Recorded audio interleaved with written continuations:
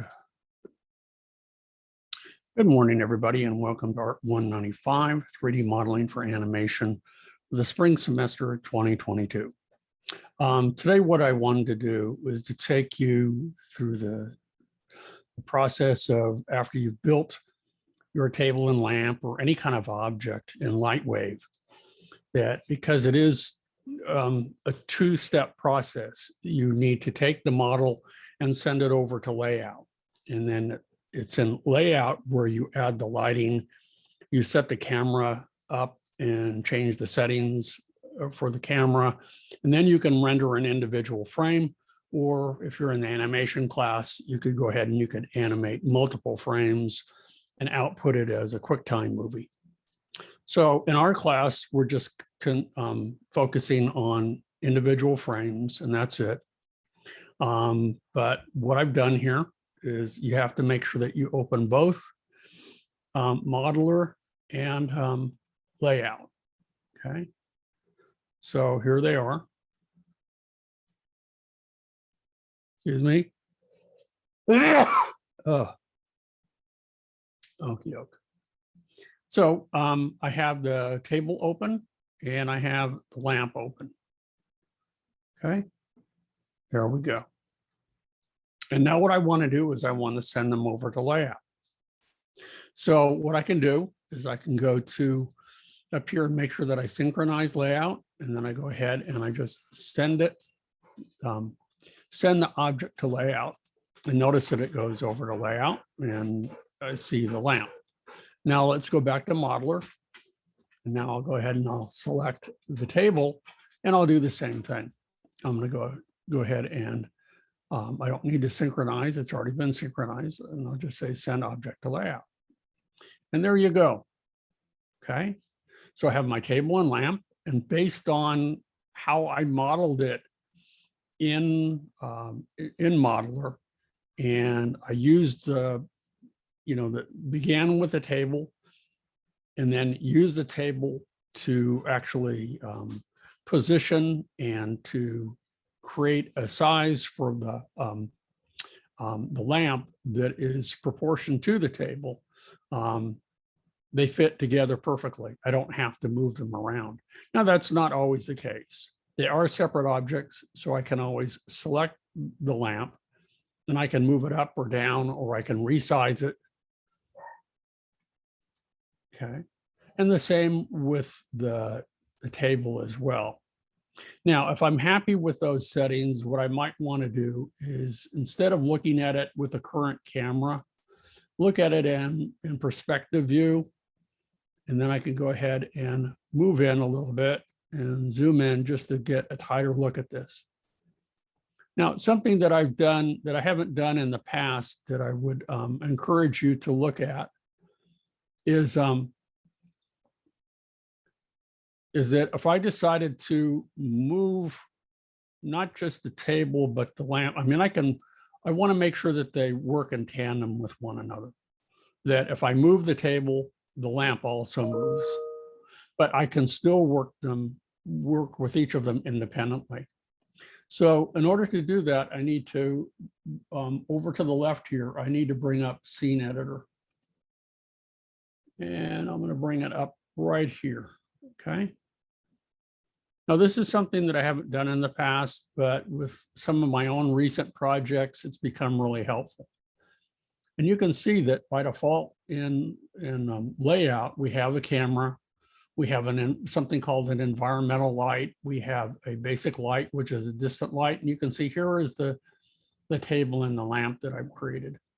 Now, I'm going to go ahead and move the lamp up, or the table up, and then what I want to do is I want to link the lamp to the table. So it will, the table will be the parent, the lamp will be the child item. So I'll come down here and I'll move it in. Come on, I always have trouble with this. Come on.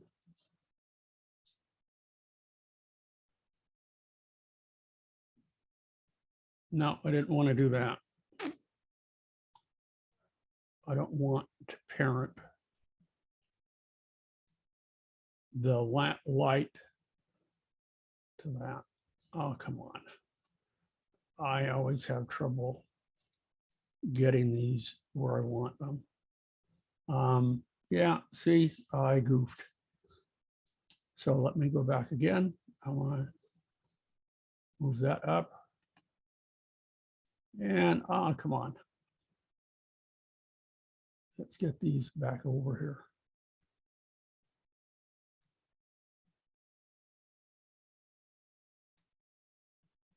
I don't want the light, the camera, but you can parent or create the light and have it attached to the camera. And that's sort of what I have right here. That's not a bad idea from time to time, but I'm having trouble getting this over. I want the lamp.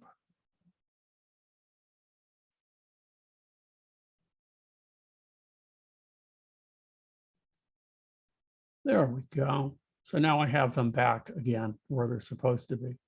But now what I'm going to do is I'm going to move the lamp up and attach it. There we go.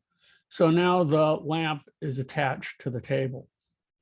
The environmental light, the light that we have, and the camera are independent. If I want to make sure, though, that when I move the camera around, that the light moves with it, I could do the same thing. I could make sure that the light is moved down and I could have it attached to it. Okay, but I don't want to do that right now. So now what that enables me to do is if I go back and I open up the scene editor again, and I select just the table. That's all I have to select. And I move it around. Notice that they both move separately from one another, which is really kind of nice. Or they work together with one another, not separately, even though they are separate objects. But now, on the other hand, if I want to select just the lamp, I can still move it up or down. I can resize it. I can do whatever I want with that. Okay, so they can work independently with one another, but it is helpful if you create these parent-child relationships sometimes, so that because it's easy in this 3D environment to get things really kind of bungled up. So I'm going to move the scene editor out of the way. And probably one of the things that I should do is I should go back to Modeler and I should create a floor for this. And I'm going to go against my better judgment, but I'm going to make sure with the table selected is I'm going to go ahead and put a floor underneath the table. So all I need is a flat two-dimensional plane. So I'll go ahead with the box tool. I'll go ahead and click and drag like so. And I can make this fairly large. And not that concerned about the size of it. I can always make it bigger, smaller. And I'm going to go ahead here and with the numeric requester, make sure that the Y is 0. So it sits right there on the floor. Okie doke. So let's go ahead and fix it in space. Let's hit Q. And I'm going to go ahead and name this floor. So I have a new surface. And I don't know what color to make it. Let's make it brown or something. There we go. Okay. Whoops, see, I made a mistake. They're all on the same layer. I didn't want to do that. So let's go ahead and undo what I did. Command Z. I'm going to go ahead and put the table or the select, make sure that I have the box selected. So again, with polygon selected, I'll select the floor and I'll hit Q now. So if you recall, I've said several times now, if nothing is selected, then everything is selected. So now what I want to do is I want to turn that into the floor. So let's go ahead and again, I have to back up and make that a new surface. And now just the floor is affected. Remember, because I had nothing selected and I had fixed the floor when I changed the surface of it, it affected everything else on that layer. And I didn't want to do that. So now let's go back over here and let's switch to layout. And you can see that I have my floor here. Now it is, let's click here. It's on the same layer as the table. So it's one individual unit. If I want to change it, or if I want it to be separate, like the lamp is, I would have to make it a separate object or put it on a separate layer. Okay. So the next step, I'm in perspective right now, but what I want to do is I want to switch to camera view. So I'm doing that from here. So this is what the camera sees. And I want to get the camera in a more desirable position so that my scene is a bit more interesting. Okay. So with the camera selected, and we do that down here and make sure that we can select objects. We can select bones when you're in the animation class. We can select lights from here, and we can select the camera. I want to make sure the camera is selected. Realize that you can also have multiple cameras. You don't have to have just one. So if you have a scene that where you want different angles shot, then you don't need to use just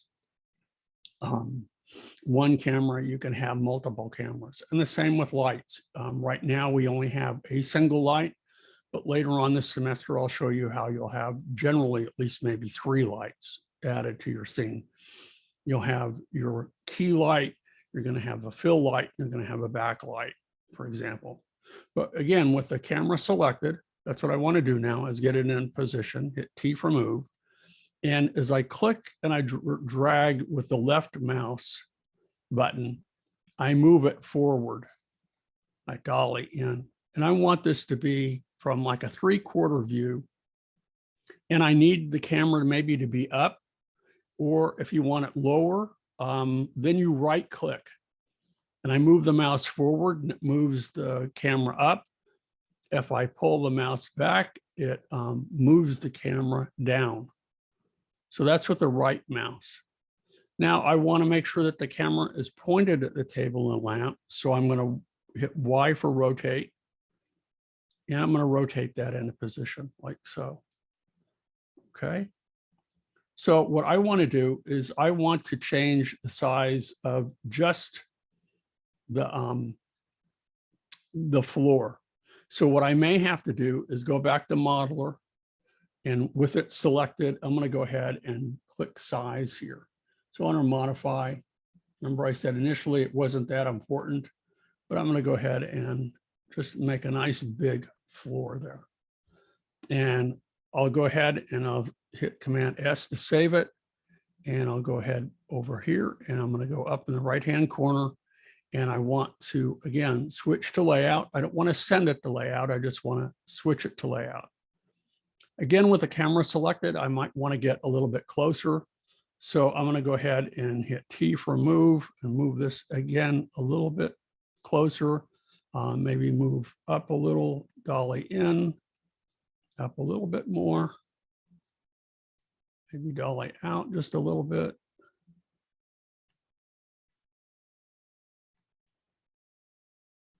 There we go. Now, what you see over here is an environment light.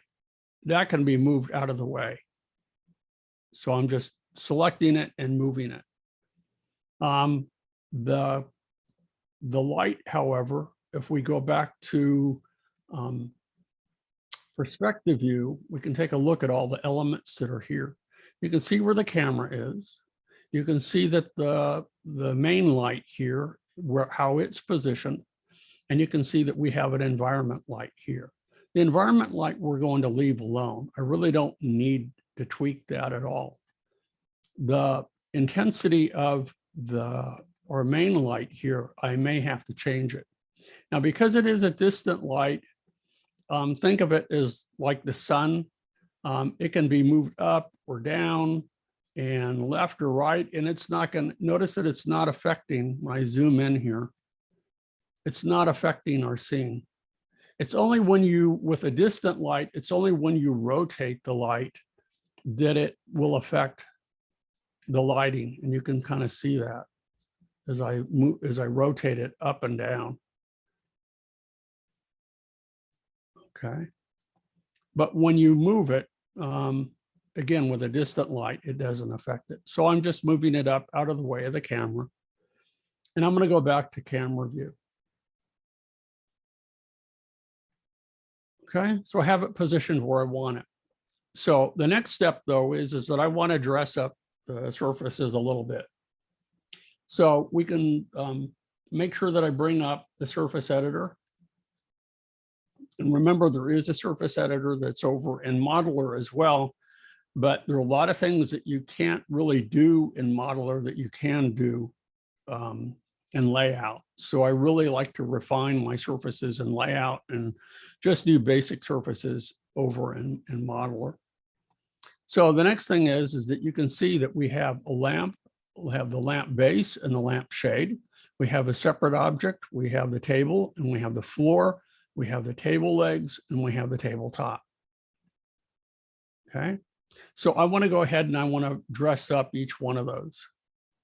So let's take, let's start with the lamp shade. I'm going to start with the top and work my way down. And there's a variety of things that I can do. I can use principled BSDF, or I can use, and for our purposes right now, I'm going to start with some standard settings. And you'll see why, because I have all of these settings that I can tweak. I can change the luminosity. I can change the transparency. I can change the translucency. I can change the color, or I can do any number of things from here. So we will be using both. We'll be using BSDF and we will be using standard, just to show you the difference between the two. So I'm going to go back, since it changed it to kind of a light gray or a light, and I want it back to that yellow. But what I want to do over here is that I want to start by maybe changing the translucency of this. And I want it to be maybe about 90% so that it allows light to shine through it. I can also come over here and I can determine, do I want specular highlights? Do I want it to be kind of glossy, or do I want it to be really a matte finish? So maybe I don't want any specular highlights at all, or I can reduce them a little bit. Okay. The next thing is maybe for, you can add reflective properties here.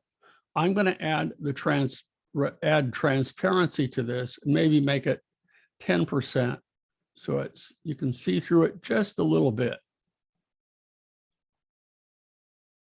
Not even 10% might be too much, because I didn't build into that the interior components of my lamp, but I'm okay for right now.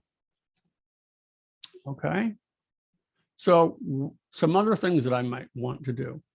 Let's go ahead and select the BSDF for the table base. Okay, it's purple. And what I can do is I can add a bump map to that. So what I want to do is I'm going to switch again to from material to standard.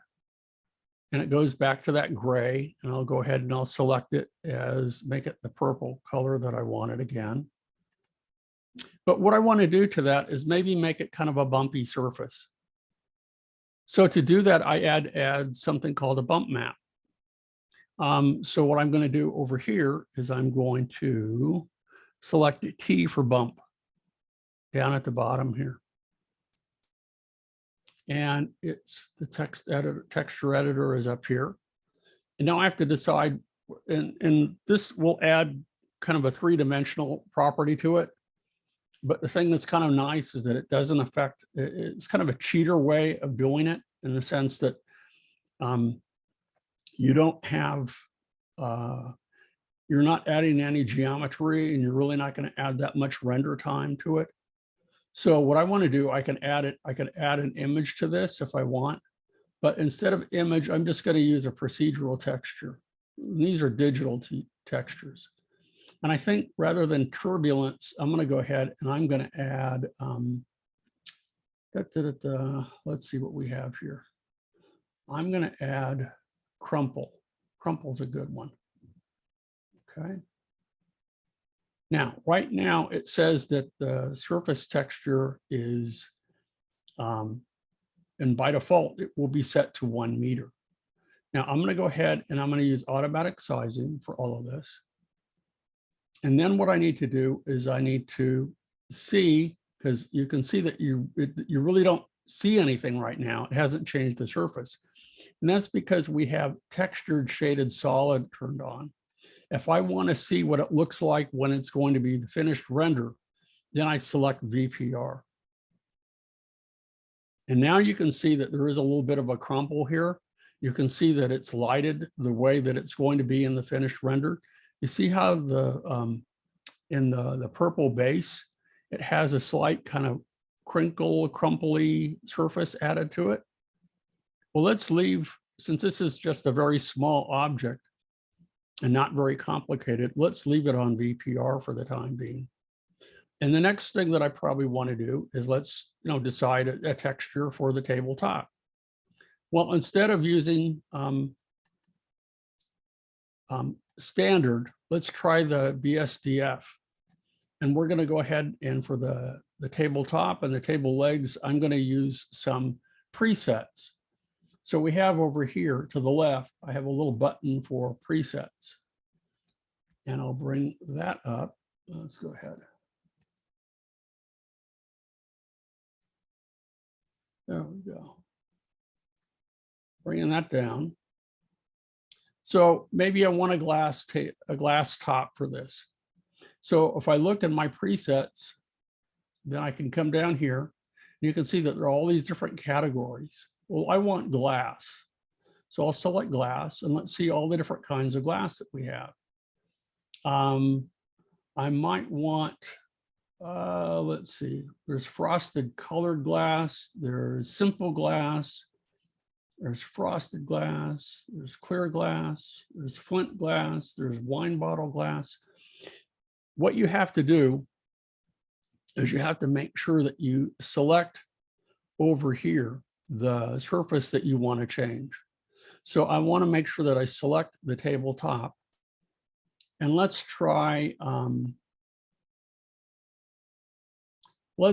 simple glass for right now. So I'm going to double click on it. And what it's going to do is it's going to load the settings and it will load it into the tabletop that I have selected. And now you can see that it is, in fact, looks pretty much like glass, that it has reflective properties, that it also has a refraction index so that it distorts the light penetrating through it a little bit. So for the time being, I'm satisfied with that. And let's move on and let's go to the table legs. And instead of that, maybe I'm going to go to metallic surfaces. Let's use BSDF for that. So I'm going to go and select some metal surfaces here. And I want just some basic chrome. So I'm going to double click on the chrome and then making sure that the table legs are selected.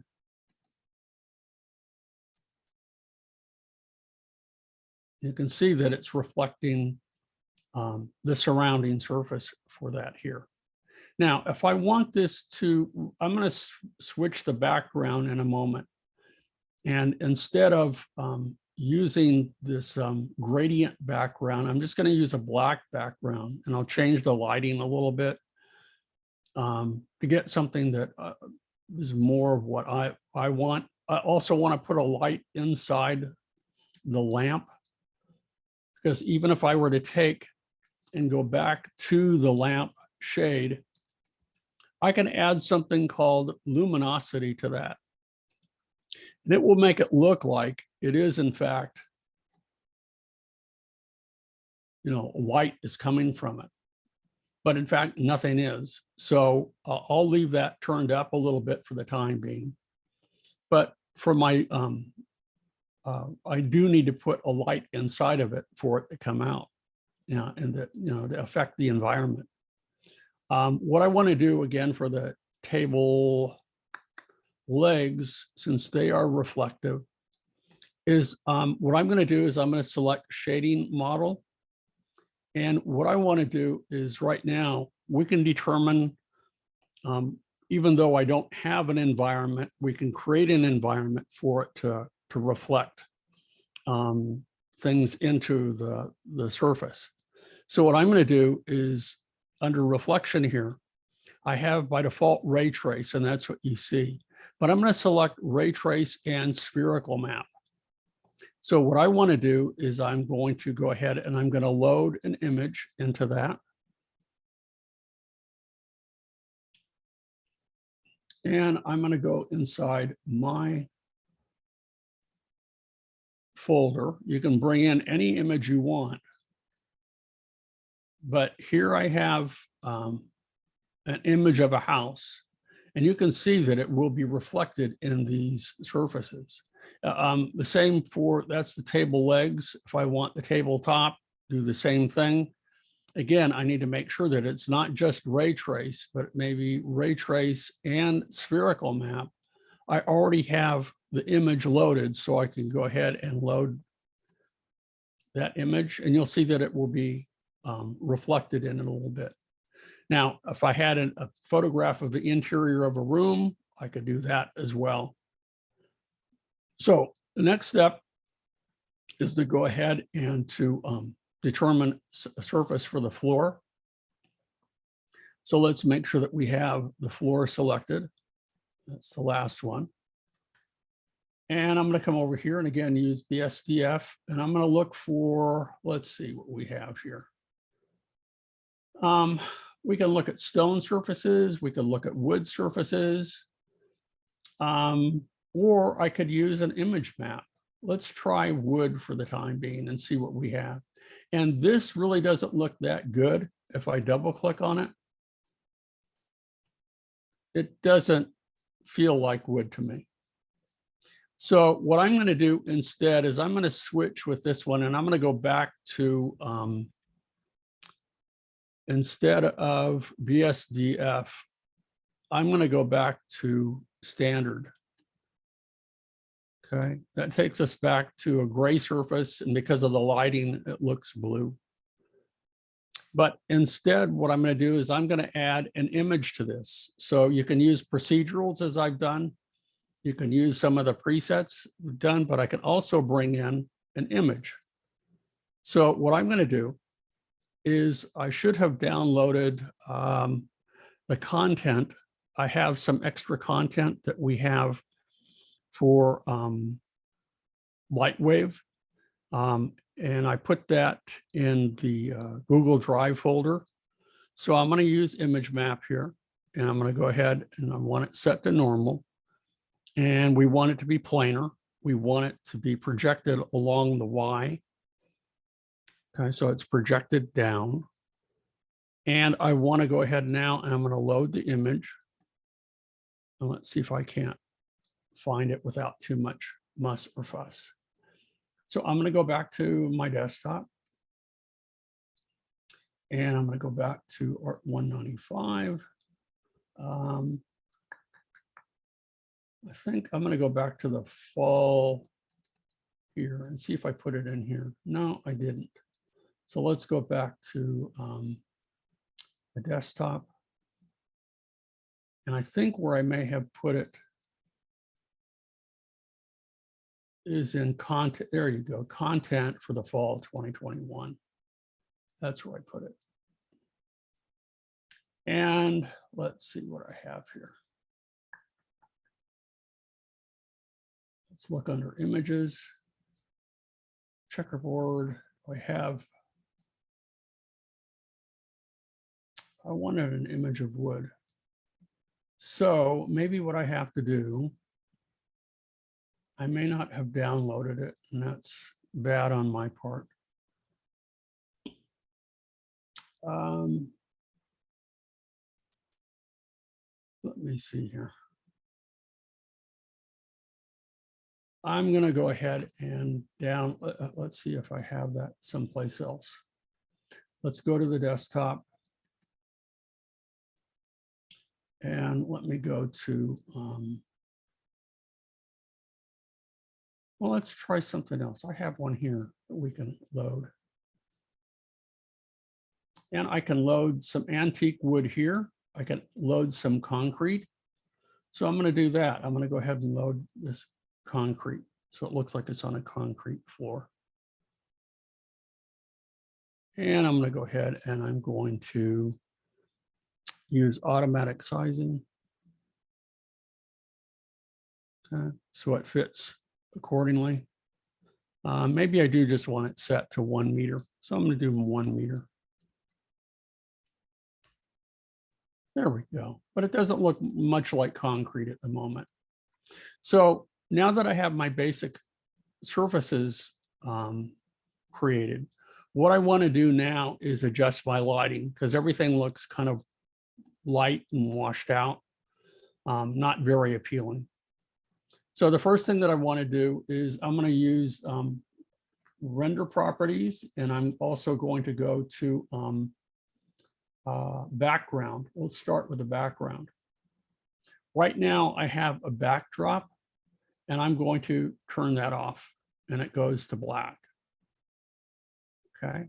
Now, if you want that environmental setting, you can leave that turned on, but I'm going to turn it off for the time being. I'm also going to go to compositing. And if I wanted to put in a background image here, I could do that as well from there. So let's go back here. I'm going to leave that off. So this looks, the table and lamp are looking to me a little bit more interesting. But again, what's missing is the lighting. So what I need to do is I need to, let's start off by maybe changing lights. Instead of the light being a distant light, maybe we can go into light properties here. And let's change it from a distant light to perhaps, let's use a spotlight. Let's try that. Okay. Now, that doesn't help us because we need to really increase the lighting here. If we leave, what I can do is if I turn the fall off, it will be adequate. But there's something that I want to add to this later on, which will be volumetric lighting. And in order to add volumetric lighting, so you can actually see some of that light, I have to make sure that the fall off is on. So what do I need to do? I need to crank up the light a bit. So I'm going to do it in increments. So I'm going to, right now it's 3.14 lux. Don't ask me what a lux is. It's used in photography. So I'm going to go ahead and I'm going to change it. I'm going to just boost it up to 6 and see what I get. That's not working for me. So let's change it again. And I'm going to make it 12. And I'm getting closer. Let's change it to 24. Looking better all the time. Let's boost it to 48. And this is getting closer. So I'm going to go up maybe to 60.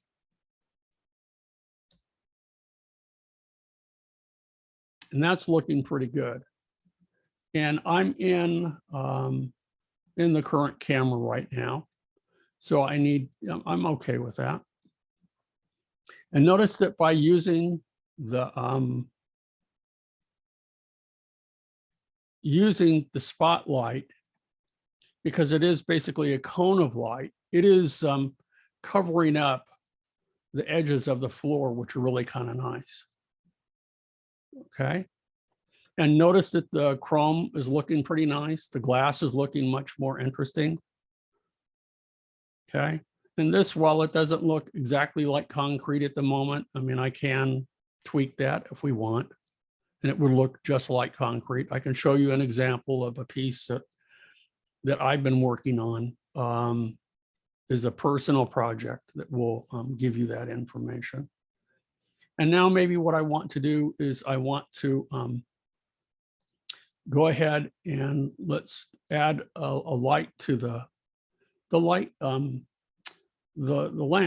So what I'll do here is I'm going to switch back from camera view to perspective view. And then I'm going to go back here and I'm going to go to wireframe so I can see everything a little bit more clearly. Zoom in here.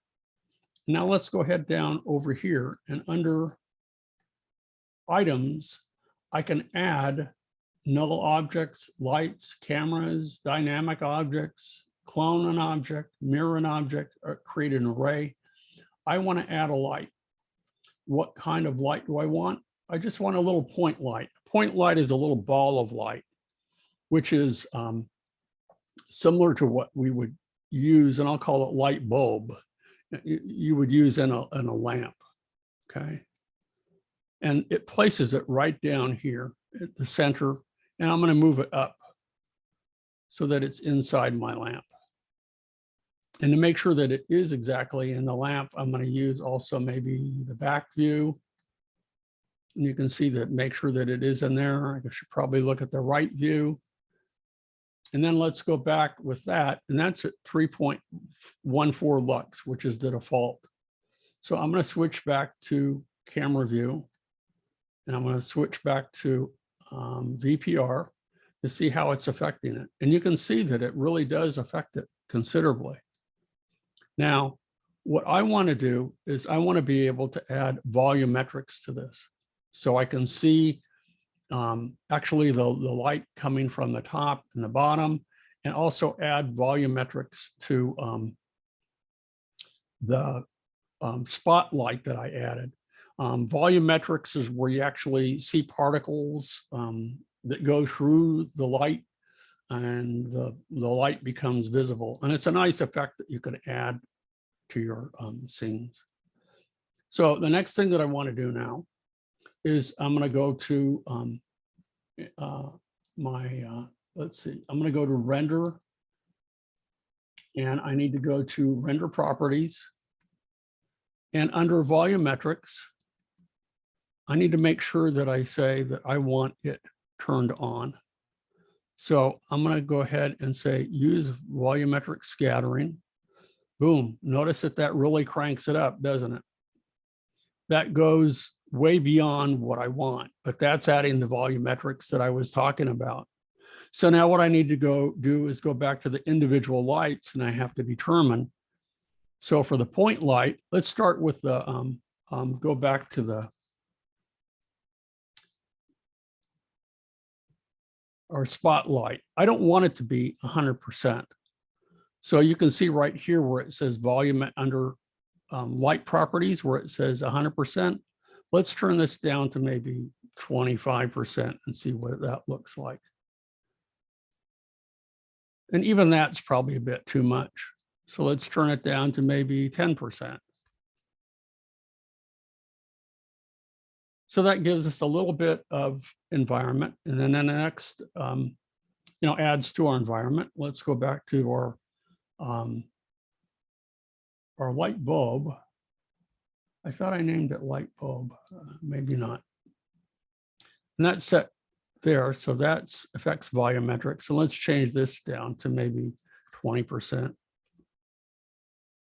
There you go. So now you can see the light coming from the top and the bottom. And instead of maybe a white light, maybe I want it to be slightly yellow, like yellow color. And that too will affect the settings of that.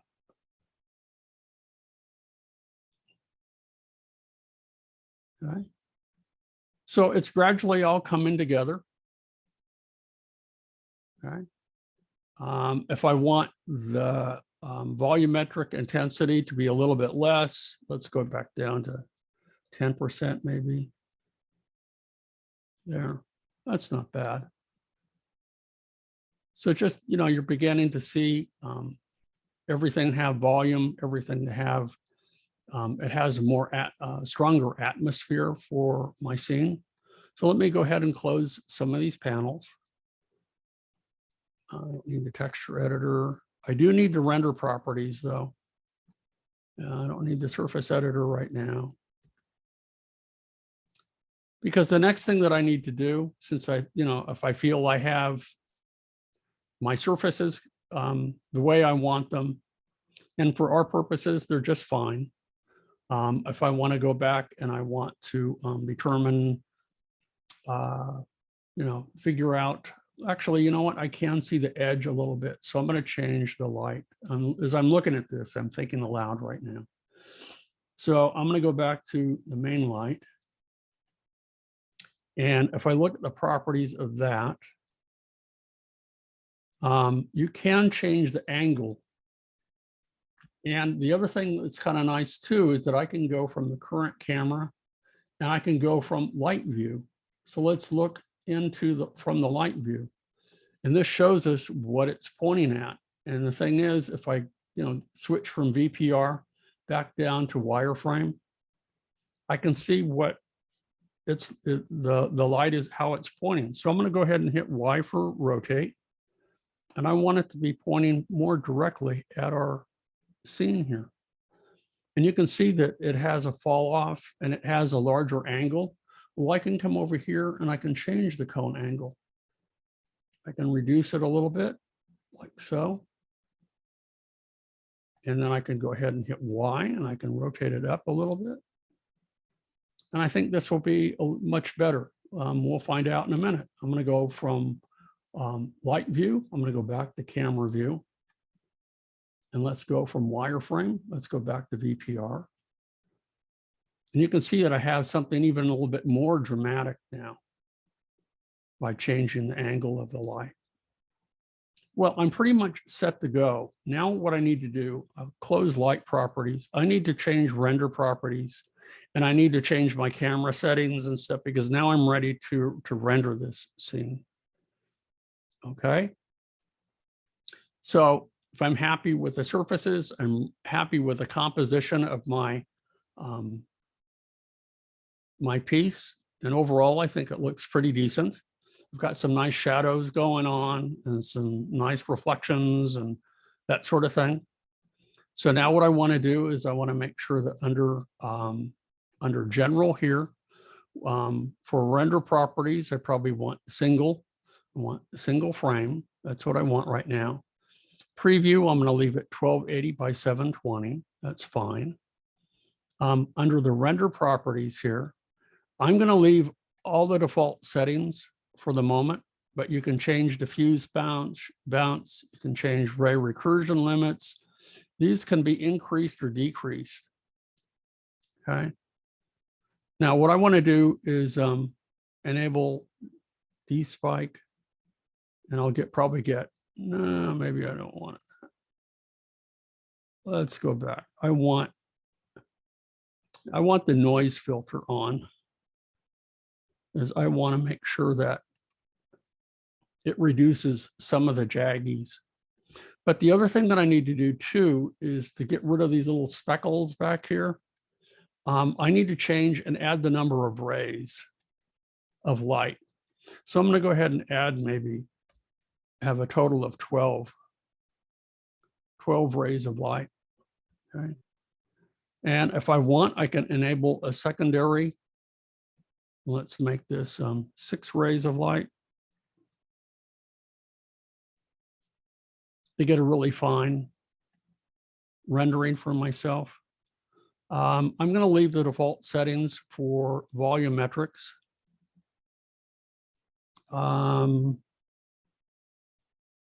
under buffers, later on, we will be using buffers. We can use create, depth of field, and a variety of other things, and the same with output. So I'm going to leave this right now, and let's do a test render. I haven't done that yet.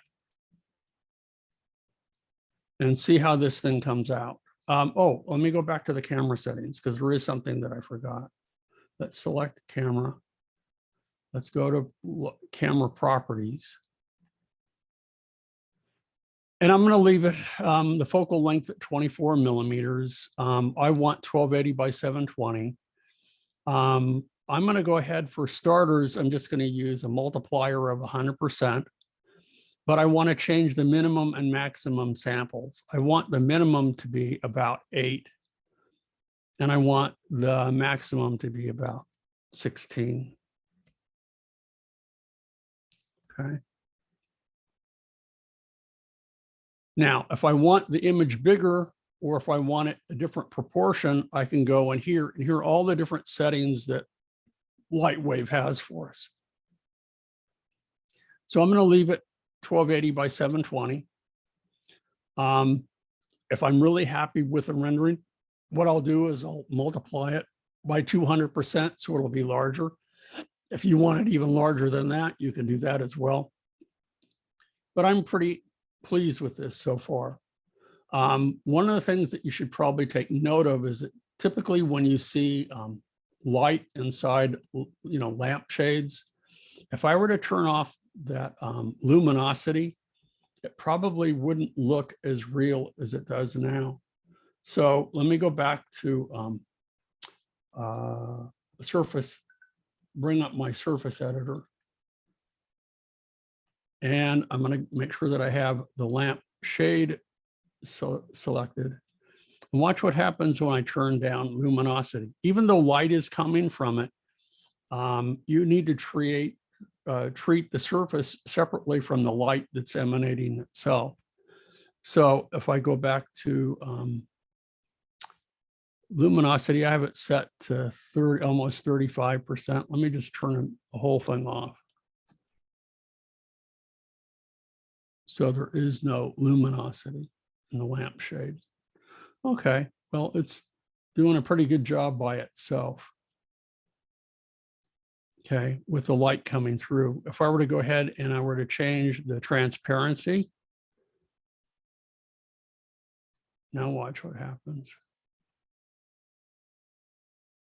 Translucency.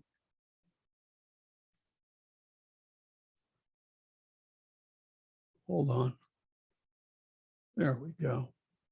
But now notice that the transparency is overshadowing the translucency. And that's not good. If I turn off transparency altogether, this doesn't look like a real lampshade. I mean, light is coming from it, but it's totally opaque. Lampshades do exist like that, but that's not the look I'm going for. So I think I'm going to make the transparency maybe 5%, just for heck of it. And then I want to make sure that the translucency allows light to go through it. So I'm going to go to 80% on that.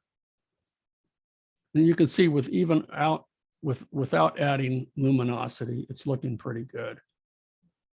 It looks pretty much the way it would in the real world. So let's go ahead and do a test render, and we'll call it a day. So now I can go ahead and I can render frame. And hopefully all of the little speckles and that sort of thing are going to go away. It'll take a few minutes to render.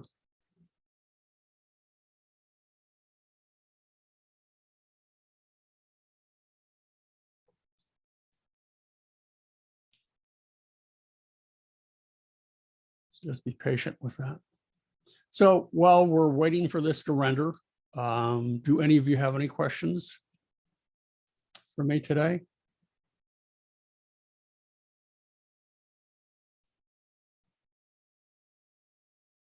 No? Okay.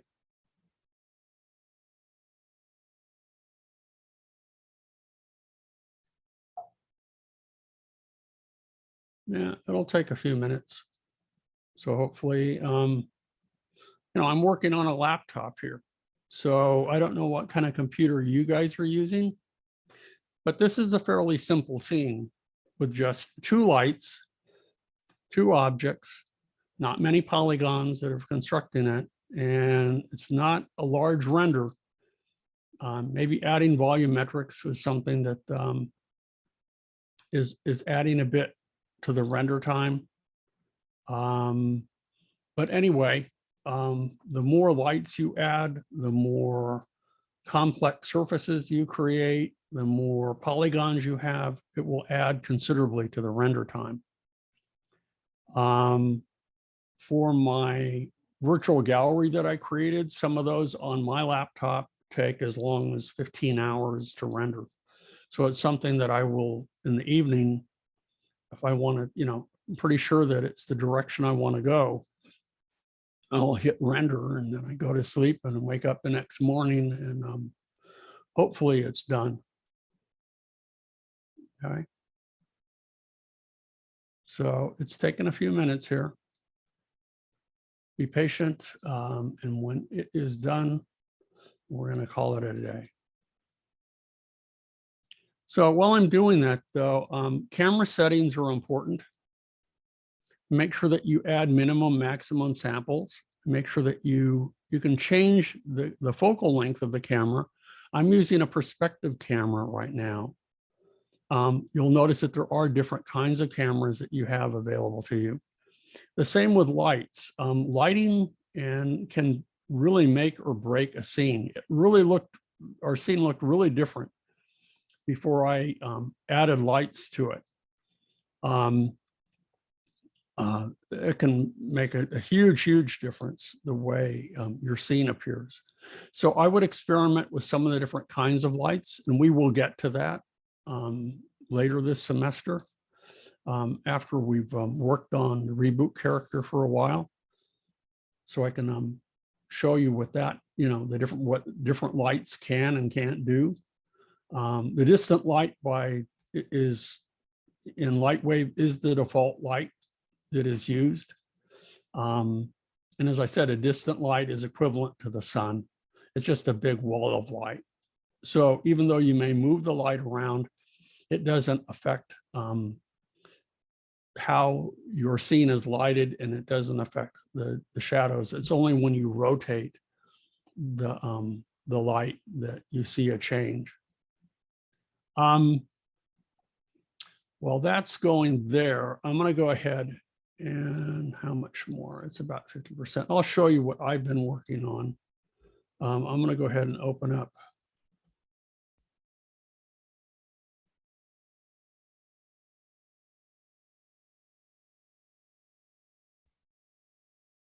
Come on.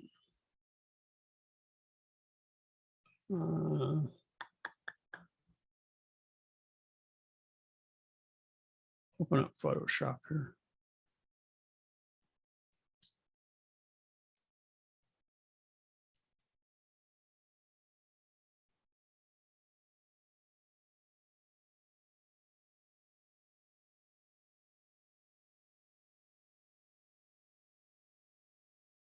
You can see when it starts rendering, everything bogs down to a snail's pace. It's really taxing my computer to the nth degree. So you may, when you're working on your projects, whether you're working in Lightwave or you're working in Blender or whatever 3D modeling program of your choice, you probably only want to be working on that and have nothing else open at all.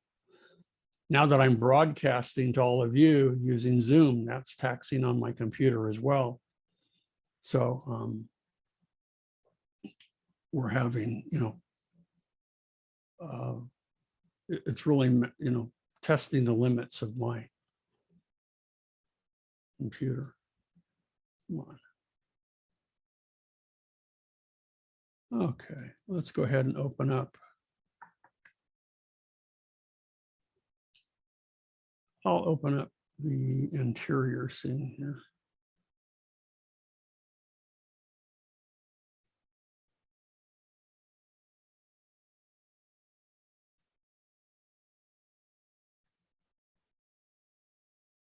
So I don't know how familiar you guys are with lending libraries. Can everybody see this? I hope.